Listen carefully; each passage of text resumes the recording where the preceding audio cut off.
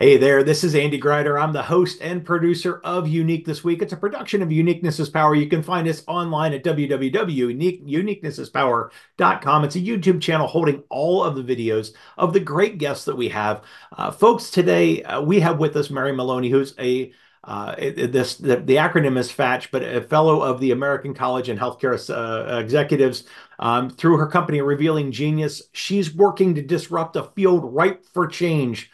And that makes her a perfect guest for Unique This Week because we love people that are getting into that blue ocean and creating brand new opportunity in places that are crowded. Mary, thanks for being here. It is such a pleasure. Thanks so much for having me, Andy. I really appreciate the invitation. Oh, it's absolutely our pleasure, 100%. And again, I mean, you and I have had one or two conversations already, and it's been very revealing to me. You talk about a lot of your work coming from outplacement, where you're working with CHROs in whether it's hospitals or health systems or healthcare tech companies. And you do some things that help them when an executive is leaving, that helps both them as the CHRO, the candidate, and the system. So can you talk a little bit? Let's start there and talk a little bit about that and maybe a little bit about your background as well. Yeah, Yeah. absolutely. So thank you for saying that outplacement is ripe for disruption. I mean, I think that's really the crux of the message today, and that's really what got us here in terms of the conversation for the podcast. I'm in the branding business.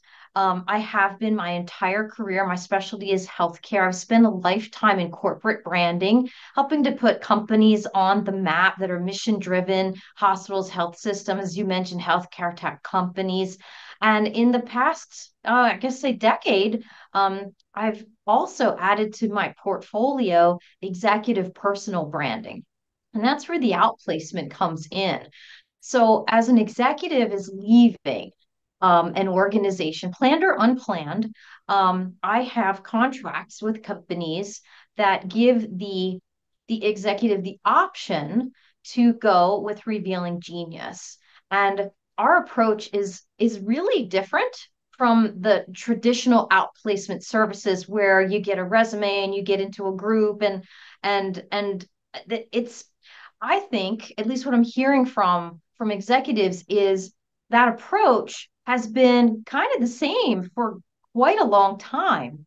And I've been in that situation where I've been an executive and I have been outplaced, and it's a time of major transition, and I think it's a time of major opportunity, and that's what I'd love to talk with you about today. Yeah, I mean, you mentioned it that the model hasn't really changed in decades. It's not a few years, it's not 10 years, it's decades. And I know a lot of executives aren't thrilled with the exits they're offered. And you were just alluding to the fact that you've seen it too, and that's why you've brought the model you've brought. But I would like to talk about how what you offer brings this choice. You said you give them a choice that was formerly unbeknownst to these hospital systems and executives, or really almost anywhere, but that's where you're focusing your niche right now is on the hospital systems and executives there. Talk about what this is that makes it so different, if you could.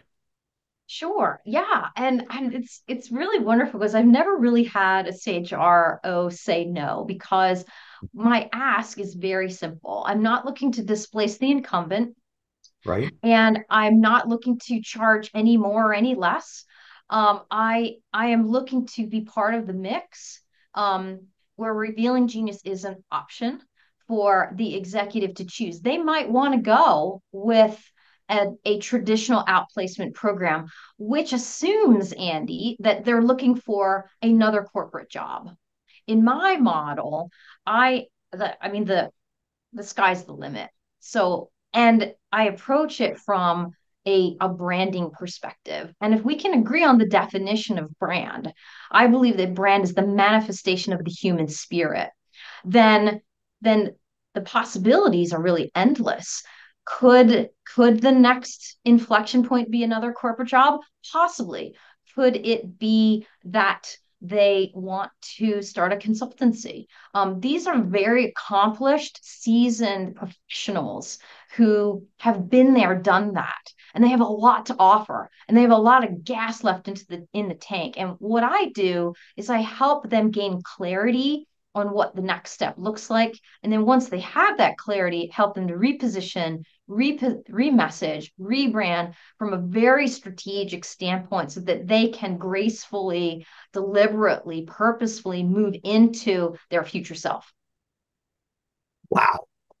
It's funny. I was going to tease you that I think you're reading off of my questions here. Because you keep answering them before I get to them, which is fun. I love it. The there's so you mentioned this. You mentioned that the executives have a lot that they've done. Well, let's actually backtrack a little bit further.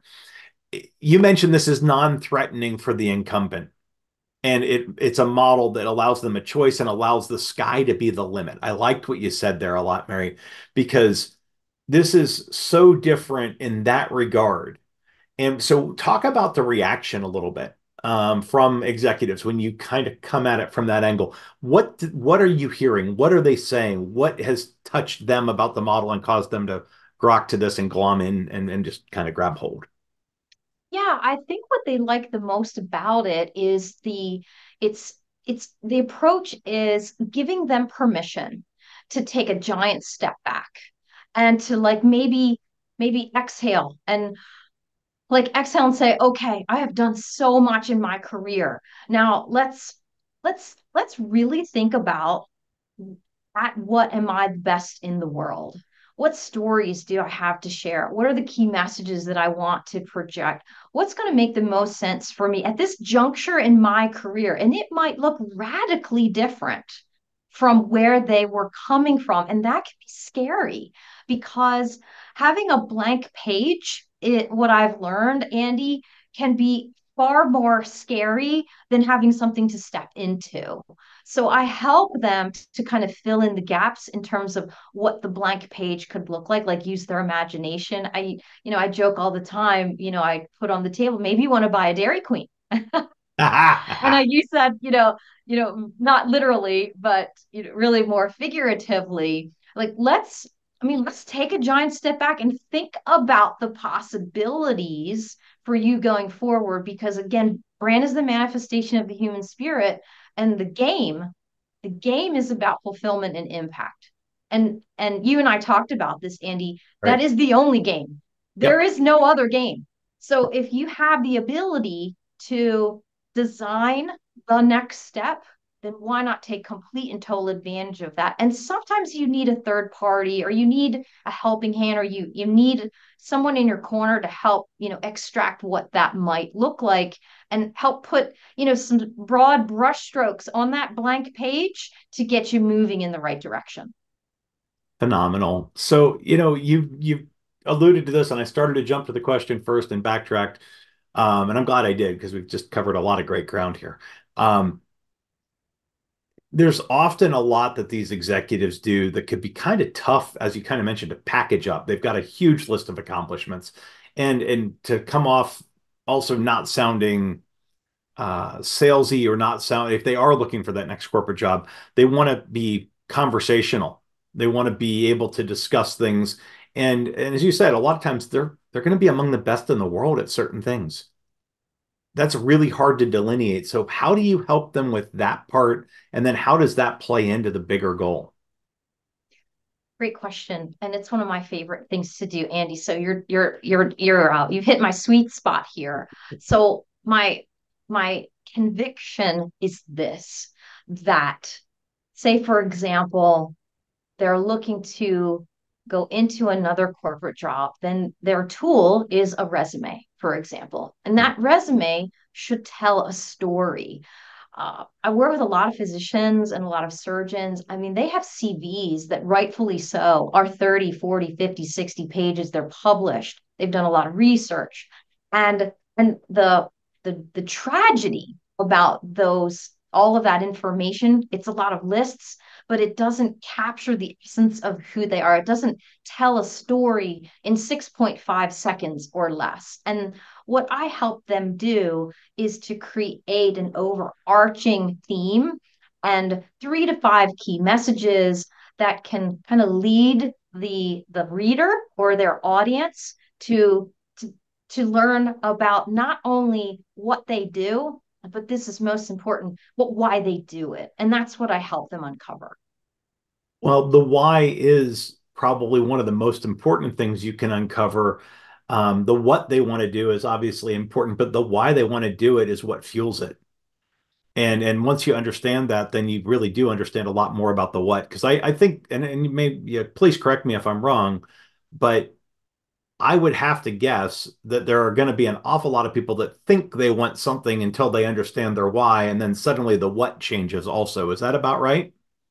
That is 100% right. And it's so gratifying to see those aha moments. And that's part of taking the step back and going into reflection mode.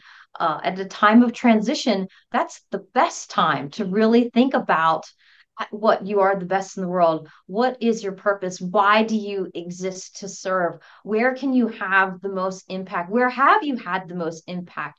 If you think about your future self 10 years out, what would you like to have accomplished? What audience, what genre would you like to play in? And it might look really different from where you are now. And I just spoke with someone today. It might require a break.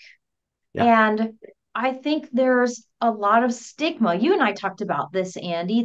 There's a stigma around being in transition, and there's a stigma about quote unquote deliberately, mindfully, purposely taking a career break. And I would like to change the discourse around that. I want to figure out how to eliminate the stigma and help folks in transition because I really do believe and can attest to this is a time where you experience the most growth.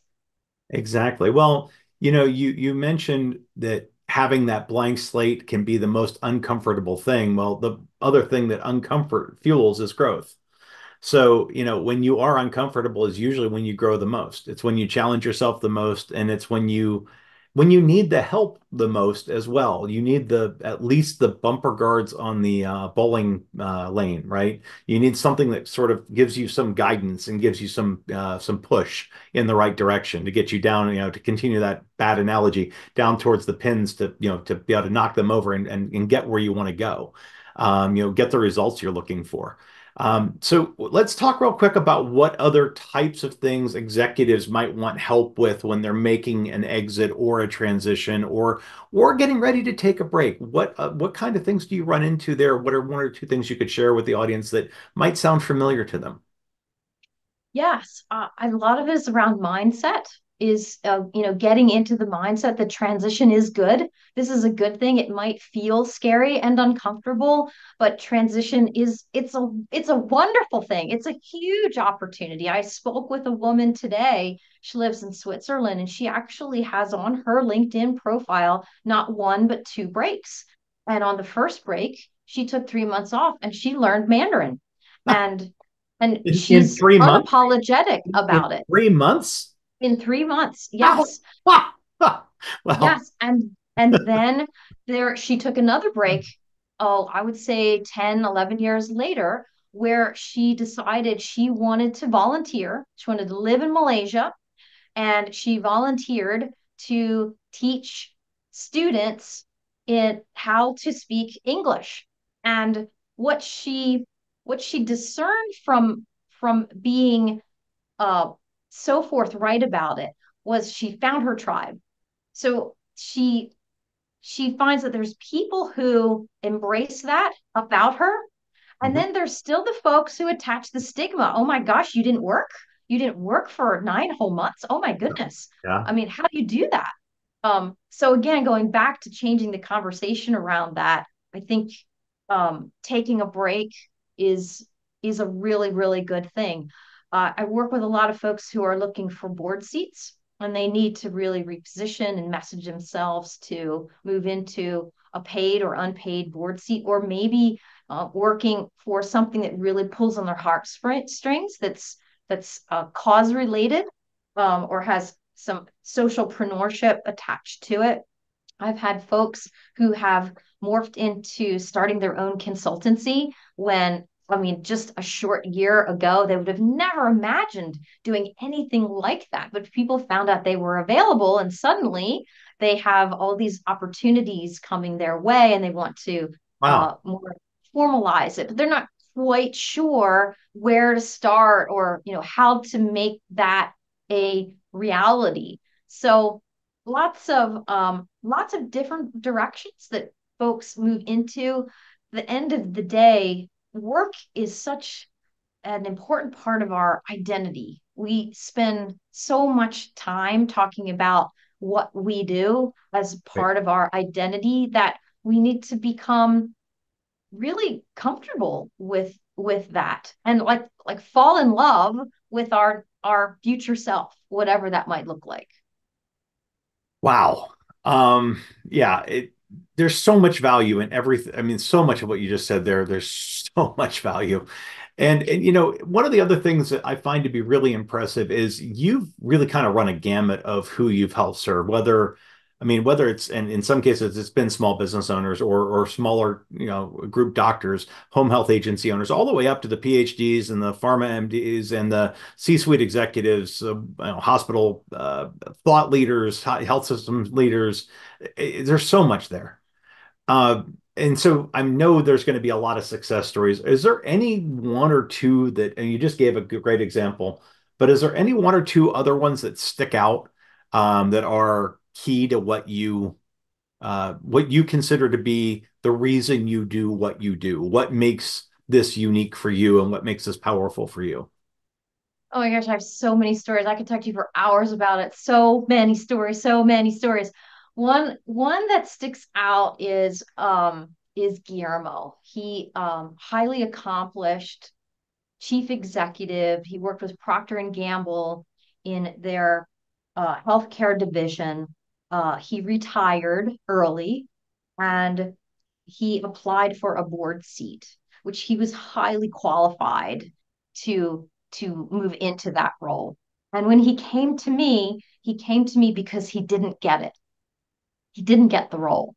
They had shortlisted to two, and the board chair, who was a friend of gave it to the other candidate. And when he asked for feedback from his friend said, I asked the two finalists one question at the end, because you clearly could both do the job. And the question was, what's your purpose? And he said, Guillermo, with all due respect, you fumbled the ball. You were not able to answer that in a way that was convincing. Whereas the other candidate not only was convincing, she actually tied her purpose to the organization's purpose and how she could have impact and still be personally fulfilled. He said, you need to figure out your purpose. So his wife heard me speak at a conference and I was talking about how purpose fuels everybody's fire. And so she introduced me to him when he had cleaned out the garage for the third time. And she said, we need to do something to help him move forward because he had a lot of gas left in the tank. So he came to me very skeptical about this whole purpose thing. Thought it was very ethereal, but I have a process. We came up with his brand manifesto, which is three things: his purpose, his why statement, and his house, how he was going to show up in the world. We got really, really clear on those. And I think they surprised even him when we walked through it. It was actually a very emotional, reflective journey for him. He's from Mexico, spoke seven languages. Um, and what he thought he was supposed to do next was to go get a board seat. And when we went through that brand manifesto exercise, it occurred to him that he needed to do something radically different. So this was sort of marinating in the back of his brain for the longest of time, but he never really gave himself permission to go ahead and move forward. What he really wanted to do was work on economic development projects. So he went back to his hometown in Mexico and he started an economic development project where he was helping the fishermen in Mexico to build their own businesses, which, and with all due respect, he said, excuse the pun, all boats rise, when you lift up one boat. And that's what he's doing. His wife said he has, she cannot remember the last time he has been more focused and on purpose and on fire. He found something at this juncture in his career that he really loved, that really lit him up. And he is doing amazing things. So he's building infrastructure, building buildings. He's going to transform the actual fabric of that community and leave a legacy that he would have never been able to do at Procter and Gamble. That or to me or is wholly gratifying. or really anywhere else in healthcare. Let's just be honest. You took a person who, as you said, was very convinced they had a path, took them through what they considered to be ethereal, which to be fair, maybe it is a little, and that's not a bad thing. Yes. Branding can be very ethereal, but it doesn't mean it's not purposeful. Um, and so again, I just love that.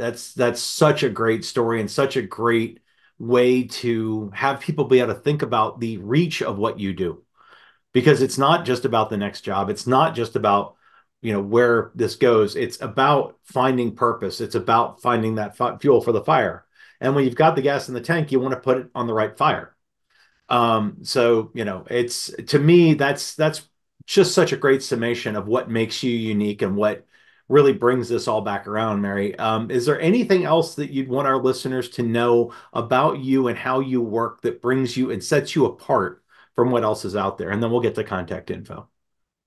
I'll leave you with a quote. I open up all of my online facilitated summits. I do them quarterly with this quote. It's from Howard Thurman, credit where credit is due. He's a philosopher, a theologian, and he said this. He said, "Don't ask what the world needs." He said, "Instead, ask what makes you come alive and go do it because the world needs more people who come alive." And that's at revealing genius. That's the wish we want. If brand is the manifestation of the human spirit, what is it that makes you come alive, and how can we help you to move in that direction? Oh, Mary, that's brilliant. And I just want to thank you so much for taking the time today. If somebody does want to get in touch with you, what is the best way for them to do that? Best way is revealinggenius.com. You can always fill out the contact form. We look at them every day. Or I am happy to take an email personally. It's Mary E, as in Mary Elizabeth, Mary E at revealinggenius.com. Awesome. Mary, again, I really appreciate you taking the time. I know you're tremendously busy. This meant a lot to us to have you as a guest here. And I just want to say thank you for taking the time. So Same, Andy. Love what you're doing. Cheers. Thanks for having me. thank you. My name is Andy Grider. This is another production of Unique This Week. We'll be back again soon with another episode. We're trying to make them weekly, guys. We really are. But when we get such fantastic guests, sometimes it's just kind of overwhelming. The last thing I would ask you to do, and this is from the bottom of my heart, if this episode touched you in any way, shape, or form, reach out to Mary, talk to her, find out if there's a way in which you can take those next steps on purpose, fueling your fire, finding what it is that makes you come alive and go out and do that. Because as Mary alluded to, the world needs more of that. The last thing I would ask is take the time to go through the other episodes of the other fantastic guests that are out there. Share these with people that you think could use the lift, because that's the whole point of this show, is to get unique people and unique companies and great offerings out there into the public. I can only do so much. Mary can only do so much. All of our guests will, of course, promote their own things, but please, you're the key, you're the catalyst. Go ahead, take a listen. If you want an introduction, ask. I'm more than happy to make them. Everybody that's been a guest on this show has become a friend and become somebody that's a colleague and somebody I love to work with. So, again, thank you very much for listening. We'll see you again soon.